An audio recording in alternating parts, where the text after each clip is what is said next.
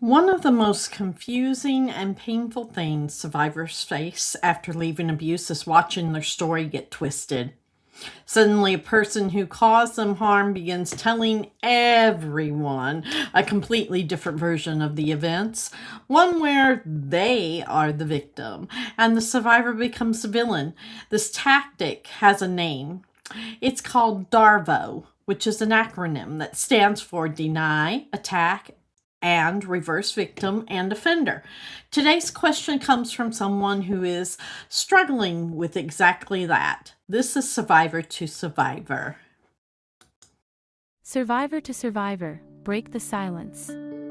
In the depths of silence, a voice emerges. A voice that says, "You are not alone." Welcome to Survivor, where strength rises through shared stories, where pain transforms into resilience, where survivors connect and empower each other. Your story matters. Your voice matters. You matter. Join the movement. Subscribe now. Welcome to Survivor to Survivor.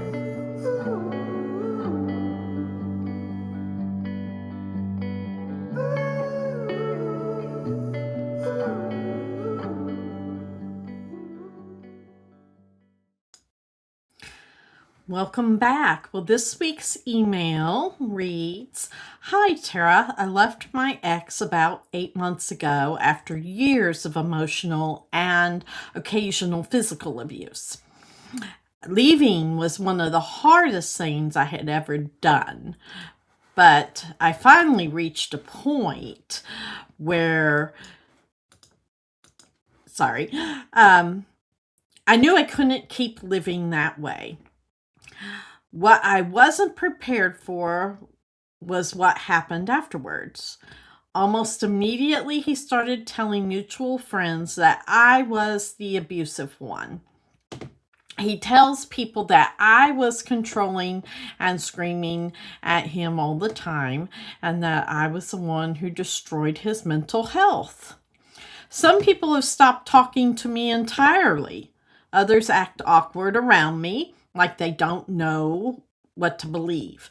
I feel like I escaped the relationship, but now I'm stuck fighting a completely different battle, defending myself against lies. Part of me wants to explain everything to everyone, but another part of me is exhausted. How do you deal with someone rewriting the entire story like this?" Well, what you are describing is incredibly common after healing from an abusive relationship. Many abusers rely heavily on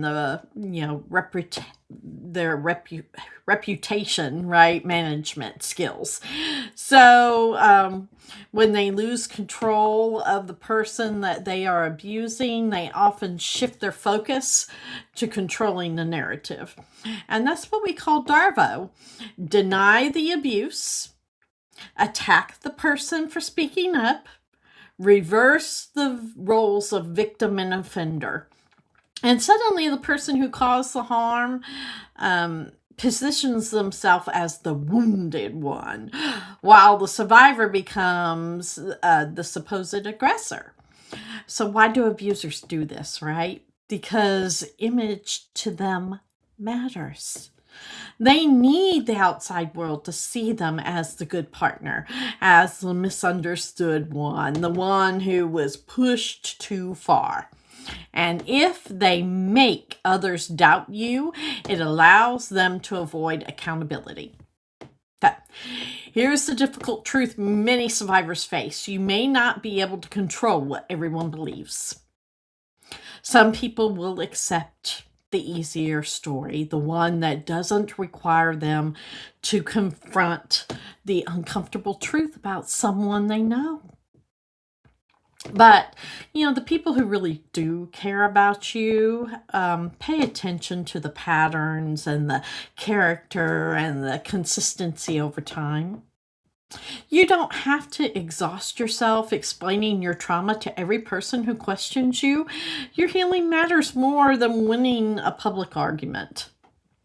Focus on the people who are willing to listen, the ones who show up for you, the ones who recognize the strength it took to leave. Truth has a way of revealing itself over time. And in fact, the fact that you left the abusive situation already speaks volumes about your courage. So just keep up the good work. Smear campaigns are one of the most isolating experiences survivors face after leaving abuse. If an abuser tried to turn people against you, how did you cope with the rumors? Please share your experience in the comments. You may be able to help this survivor with some of your knowledge of the matter and make them realize that they're not facing this alone. If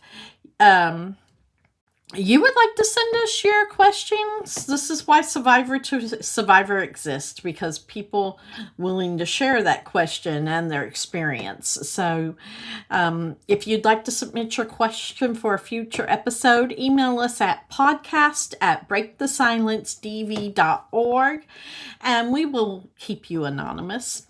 And programs like Survivor to Survivor continue because people believe survivors deserve to be heard.